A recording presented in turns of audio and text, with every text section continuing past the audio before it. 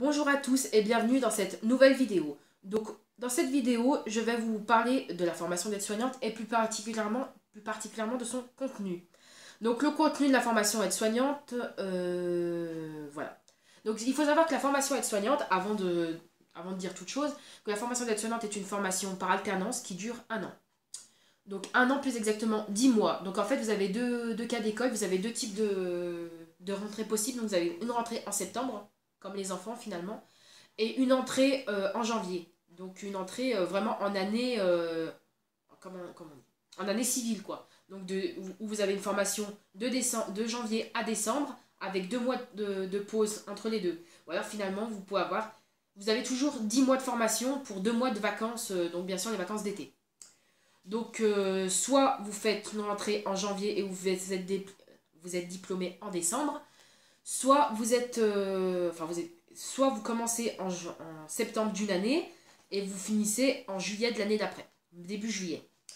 Voilà, donc la formation en elle-même, elle est composée de 8 modules, pardon. Alors, si déjà je dis des conneries, donc je les ai pas en tête, donc je lis mes notes parce que j'ai peur de vous dire n'importe quoi. Donc vous avez le module 1, donc vous avez les modules qui sont numérotés de 1 à 8, et il faut avoir la moyenne minimum dans tous les modules pour avoir minimum 10 dans tous les modules pour pouvoir les valider. Là, il n'y a pas de système de compensation, un 9 n'équilibre pas un 11, etc. Là, c'est vraiment, il faut avoir 10 minimum. Je ne vous le conseille pas d'avoir... Donc en fait, sinon je vais reprendre ça. Donc voilà, donc je vais vous montrer un petit peu ce bazar. Donc je vous cache le haut de la feuille pour des raisons évidentes. C'est qu'en gros, en haut de la fiche, il y a le nom de l'institut. Donc je ne suis pas là pour faire de la pub ou de l'anti-pub pour une formation. Vous avez le nom de l'institut en haut. Et vous avez mon nom, prénom, adresse à côté. Donc pas trop d'intérêt. Donc voilà, donc en gros c'est comme ça. Je ne sais pas si vous allez pouvoir voir. N'hésitez pas à faire pause. Donc bien sûr vous avez mes super notes à côté. Mais c'est pas d'objectif. Donc voilà. Donc je vais vous détailler ça un petit peu. Donc comme vous avez pu le voir, le module 1. Donc là ils appellent ça unité. Mais en vrai ils appellent ça module. Hein, mais bon. Peu importe. Hein. Donc pour le module. Pour le module 1. Donc c'est l'accompagnement d'une personne dans les activités de la vie quotidienne. Donc là, principalement, vous allez être formé aux soins de nursing, donc c'est-à-dire les soins d'hygiène et de confort auprès du patient, et de devoir adapter vos soins justement et votre pratique en fonction du patient. Donc, comment vous l'expliquer sans rentrer dans les détails? En gros, vous devez pouvoir déjà connaître tous les besoins fondamentaux de votre patient. Donc ça, je vous expliquerai peut-être dans une autre vidéo, c'est les besoins de Virginia Anderson, etc. Donc vous avez 14 besoins, on considère que vous avez 14 besoins fondamentaux dans cette analyse. Et donc en fait, vous devez regarder un par un les besoins. Ça a l'air fastidieux comme ça, mais après on s'y habitue. Hein. Un par un les besoins de la personne pour pouvoir voir en fonction de la maladie quels sont les besoins perturbés que la personne, que le patient ou l'usager ou le résident en fonction de l'endroit où vous vous trouvez donc, ne peut pas satisfaire tout seul. À titre d'exemple, le besoin de se mouvoir, par exemple, pour une personne qui a des difficultés, qui a une fracture ou des problèmes de mobilité liés à l'âge ou à un handicap, il faut montrer l'aide que vous allez apprendre à apporter de l'aide au patient pour satisfaire son besoin, ce besoin qui est perturbé. Donc après, je rentre pas trop dans les détails, mais en gros c'est ça. Vous allez faire un accompagnement dans les soins de la vie quotidienne, et c'est principalement des soins d'hygiène et de confort, et d'aide à la survie du patient, notamment l'aider à s'alimenter s'il ne peut pas le faire tout seul. Voilà, dans les grandes lignes. Ensuite, le module 2. Donc le module 1, ce que j'ai oublié de préciser, je vous en parlerai, vous allez faire une mise en situation professionnelle. Donc vous allez être évalué sur un de vos stages, où vous allez devoir faire, donc je vous ferai une vidéo là-dessus, c'est bien mieux. Vous allez faire des MSP, mise en situation professionnelle, où vous allez être évalué par le service et un de vos formateurs, pour voir si vous avez des capacités pratiques pour exercer la fonction. Voilà, je vous ferai une vidéo, ça sera plus simple. J'ai pas du tout préparé ça. Ensuite, module 2, c'est l'état clinique du patient. Donc l'appréciation de l'état clinique du patient, ça passe notamment par la prise de constantes et la surveillance de ces constantes. À savoir les constantes, principalement celles qu'on connaît le plus souvent, c'est la température. Donc les constantes, ce sont les choses qui sont justement constantes chez un organisme humain en bonne santé, et qui sont parfois pas toujours constantes chez une personne malade. Et justement, c'est un point de dépistage quand même intéressant d'un problème qu'il faut faire remonter si vraiment vous avez des constantes particulières. Donc, par exemple, vous avez la température, la tension artérielle, la saturation en oxygène. Si vos mots sont un petit peu barbares, n'hésitez pas à poser des questions dans les commentaires, je serai ravie de vous répondre. Mais là, c'est juste un blabla de base. Donc vous avez donc, la température, la tension, la saturation en oxygène. J'en passe et des meilleurs. Donc vous avez, après, vous avez des surveillances aussi plus particulières comme la diurèse, donc la quantité d'urine du patient, etc. Et des choses un petit peu moins sympas, moins ragoûtantes. Mais voilà, en gros, vous allez devoir surveiller un petit peu tout ça. Ensuite, et vous allez aussi avoir dans ce module-là, si mes souvenirs sont bons, vous allez avoir aussi tout ce qui est physiologie humaine évidemment. Donc voilà, connaître le fonctionnement de l'organisme. Donc l'anatomie, c'est plutôt la présentation de l'organisme tel quel. Et dans le module 2, vous allez vraiment avoir tout ce qui est anatomie et physiologie, donc le fonctionnement de l'organisme. Et bien sûr la physiopathologie, donc quand l'organisme fonctionne mal. Et aussi les petites pistes qui peuvent nous alerter sur pourquoi c'est pas ça. Et dans tous les cas, on ne pose pas de diagnostic, mais on est habilité quand même à faire des signalements auprès des infirmiers et auprès des médecins. Enfin, auprès des infirmiers et les médecins après transmettent si après. Voilà. Je ne sais pas si ma vidéo est bien compréhensible. Ensuite, donc dans le magnifique module 3, c'est le module, je pense, le plus compliqué et aussi le plus long. Je vous mettrai peut-être dans la barre d'infos le nombre de temps que dure chaque module. Enfin, je verrai. Enfin, je vais essayer de vous le faire quand même. Donc dans le module 3, c'est le module les soins. Ouais, donc là vous avez tout et tout. Voilà. Donc dans le module 3, vous avez aussi une MSP, donc une mise en situation professionnelle, qui sera votre deuxième MSP. Et vous devez aussi, pour valider le module 3, avoir la formation des soins d'urgence. Donc je l'ai par ici. Qu'est-ce que je peux planquer? Alors, en fait on planque tout. Donc voilà, donc en gros c'est ça.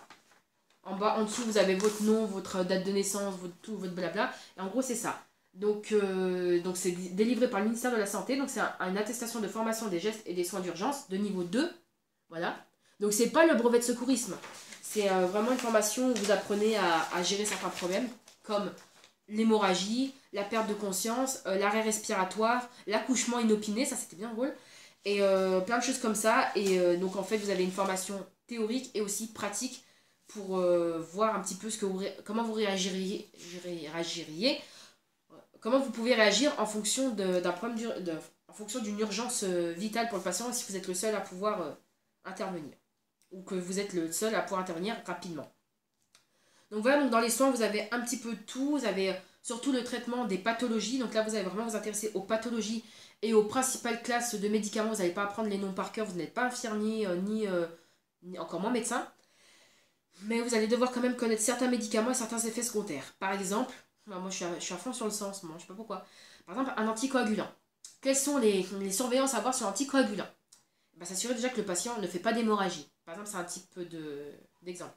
Par exemple, si vous avez un patient qui est sous laxatif, s'assurer que le laxatif ne soit pas trop efficace. Voilà, qui peut entraîner des risques de déshydratation, etc. Ce sont des exemples, voilà. Donc ma vidéo est bien longue, mais ça c'est vraiment intéressant. Et en plus je vous ai pas tout dit. Ensuite, pour la partie pour le module 4. Donc je crois que c'est un des modules les plus courts, ça doit faire une semaine. C'est la partie ergonomie. Donc la partie ergonomie, vous allez surtout apprendre à adapter votre environnement sans vous mettre en danger, à utiliser ce qui est utilisé dans l'environnement sans vous mettre en danger. Par exemple, apprendre à vous baisser en pliant les genoux, à regarder le bien droit, etc. Et aussi, ce qu'on appellera la manutention entre nous, c'est en gros tout ce qui va être mobilisation du patient. Parce que le patient, vous allez quand même être amené à mobiliser beaucoup de patients, surtout si vous êtes dans un service d'orthopédie ou dans un service de gériatrie où les patients ont des grosses difficultés de mobilité. Pas tous, mais quand même. Et donc, en fait, faire ça sans justement avoir des problèmes, des troubles musculo-squelettiques, donc avoir des problèmes de dos, des problèmes musculaires, des problèmes de tendons. Donc, en faisant tout ça, en gros, en vous préservant. Donc, prendre soin des autres, c'est bien, mais prendre soin de soi, c'est quand même mieux pour prendre soin des autres. Voilà. On n'est pas le super altruiste qui bousille sa santé pour le bien des autres, quoi.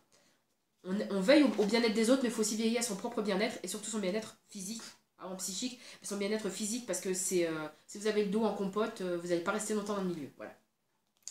Après une partie relation, donc le module 5 qui est la partie relation communication. Donc là on va vous apprendre à communiquer, ouais, à faire de l'écoute active. Donc en gros d'écouter vraiment le patient, pas dire Ouais, je vous écoute, et qu'en fait, voilà, le patient, surtout si vous arrivez à instaurer un climat de confiance, vous pourriez mieux dépister un éventuel mal-être ou un éventuel danger auquel le patient ne ferait pas, peut-être pas part s'il n'avait pas confiance en vous. Vraiment, c'est vraiment la base de tout ça. Et si vous êtes, je ne sais pas si c'est propre à tous les IFAS, mais en tout cas dans mon IFAS, on nous proposait, on devait faire un, un compte-rendu en fait d'une relation qu'on a eue avec un patient en stage. Et donc sans citer le nom évidemment, respectant la confidentialité, le respect professionnel et le respect secret professionnel. Et donc, où, en gros, on devait parler de notre relation avec ce patient et comment on a pu instaurer une relation et un climat de confiance avec ce patient-là, et qu'est-ce qui en a découlé, et quelles sont les évaluations qu'on peut faire par rapport à cette situation. En gros, c'est ça. Ensuite, le module 6. Alors ça, je suis contente parce que j'avais cartonné. J'avais eu 17,5 à l'écrit. Oui, c'est pour me la péter un peu aussi, cette vidéo. Et 16 et quelques à l'oral, en stage, pardon. Donc je suis pas contente parce que c'est l'hygiène des locaux hospitaliers. Donc l'hygiène des locaux hospitaliers, donc en gros on va vous parler du bio-nettoyage, donc tout ce qui est nettoyage avec désinfection. Vous allez parler de tout ce qui est isolement, donc isolement protecteur avec des patients par exemple greffés, ou des patients avec des problèmes immunitaires, ou au contraire des patients avec des problèmes qui ont des risques de contamination et qu'on met en isolement pour protéger finalement les autres et soi-même aussi. Donc tout ce qui est déguisement pour rentrer en semi-stérile ou pour rentrer auprès d'un patient, pour faire les soins auprès d'un patient infecté, tous ces trucs-là, et bien d'autres, et aussi tout ce qui est protocole de désinfection d'une chambre, donc avec les techniques, en fait ça reprend, si vous avez fait un bac pro SSP, ça reprend les techniques voilà, de bio-nettoyage avec la gaz, de balayage humide, etc. Bon après le but c'est pas de tout détailler ici. Voilà, donc l'hygiène, mais pas l'hygiène propreté, on fait le ménage, ça a vraiment un rôle de... On a un rôle vraiment sur la santé du patient, sur la sécurité du patient, parce que finalement, on laisse rentrer un petit germe, on désinfecte mal un lieu, ça peut avoir des conséquences dramatiques chez un patient qui est par exemple immunodéprimé. Voilà. Donc on vous apprend toutes ces petites pistes et tout ça, et on vous apprend tout ce qui est bactéries, virus, etc. Comment s'en débarrasser, etc. Ensuite, les deux derniers modules, donc là on passe au module 7. Donc c'est ceux auxquels on avait moins accroché déjà parce qu'on est en fin de formation, puis voilà, mais ça a quand même son importance. Donc, le septième module, c'est la transmission. Je pense que les modules 7 et 8 sont un petit peu, sont un petit peu liés, quoi. Enfin, de toute façon, tout est lié. Mais là, vraiment, j'ai envie de vous en parler ensemble de ces deux modules. Donc, le module 7, c'est la transmission des informations. Donc, comment faire une transmission ciblée, faire une relève pour bien transmettre les bonnes informations, mais pas non plus raconter toute la vie du patient et d'être dans l'incohérence la plus totale parce que finalement, bah, ça n'intéresse pas l'équipe et ça fait perdre du temps à votre collègue qui doit vous prendre votre relève, qui doit prendre la suite de votre service, alors qu'en fait, il y avait des informations très claires à définir et c'est pas eux décrypter non plus. Il faut donner suffisamment d'informations pour une bonne prise en charge, mais pas trop non plus parce qu'après, ça n'a pas d'intérêt. Enfin, ça n'a pas d'intérêt si il y a des choses. Voilà. Et donc le module 8, c'est l'organisation du travail en équipe. Donc voilà pourquoi ces deux modules-là, je pense qu'ils sont liés. Surtout on les fait l'un à la suite des autres. Et dans certains IFAS, même ils font des alternances entre ces deux modules. Donc ils font 2 semaines, normalement c'est une semaine chacun. Et eux ils font 2 semaines pour ces deux modules-là. Et donc dans ce module-là, donc en fait on vous apprend à avoir l'esprit d'équipe, à travailler dans une équipe, à organiser votre travail en fonction de l'équipe, en fonction du service. Vraiment à avoir cette capacité d'adaptation qui est importante surtout pour le patient, mais aussi pour la partie administrative, la partie relève, la partie transmission finalement des informations. Donc comment travailler en équipe, vous avez aussi moi j'avais eu un examen qui était complètement chaotique, qui m'a fait peur. Je m'en étais quand même tiré avec 15, mais franchement pour moi c'était un casse-tête quoi. En gros, on avait un planning et il fallait, donc on avait des soins à faire, il fallait arriver à tout caser dans le planning en prenant en compte les visites des médecins, les visites des professionnels comme les kinés, etc. Ou les rendez-vous éventuels avec l'assistance sociale, les potentielles visites de la famille quand c'est l'après-midi, parce que votre journée, elle peut très bien être du matin à l'heure où il n'y a pas, normalement pas de visite, elle peut aussi être de l'après-midi où il y a des visites, et là c'est un petit peu plus problématique parce qu'il y a quand même un élément en plus à prendre en compte pour composer sa journée. Et donc finalement, il y a des choses en fait qui relèvent du bon sens et qu'on n'arrive pas à coucher par écrit parfois.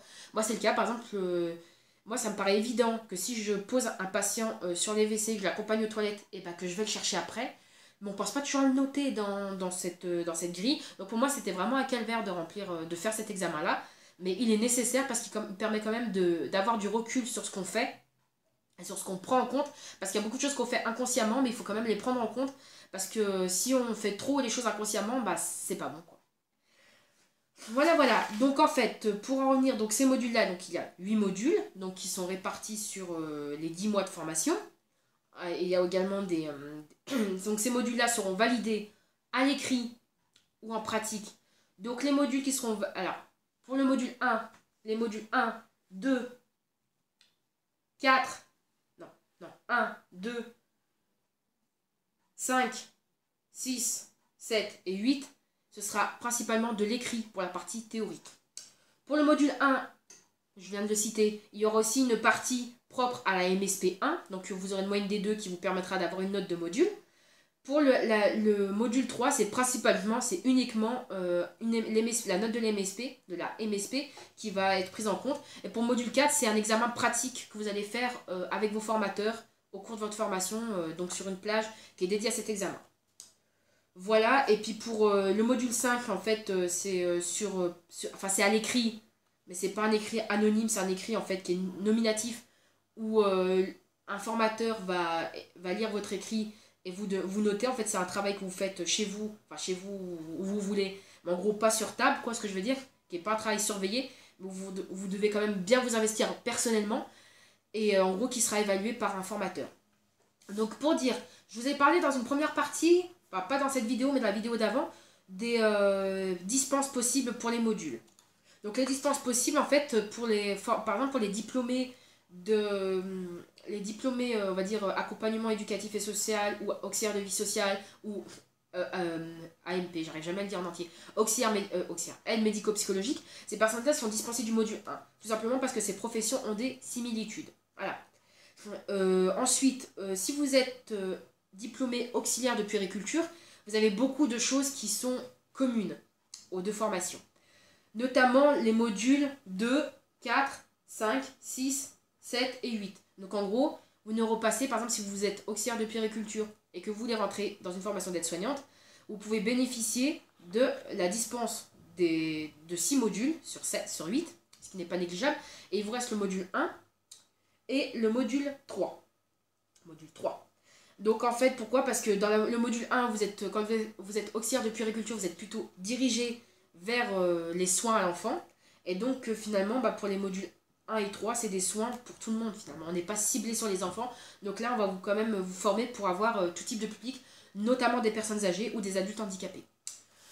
Voilà, donc si vous avez des questions, la vidéo est longue aujourd'hui, n'hésitez pas à mettre vos questions en barre de commentaires, je serai ravie d'y répondre. Je vais essayer quand même de vous faire un résumé avec les durées de chaque module, parce que ça je ne l'ai pas fait.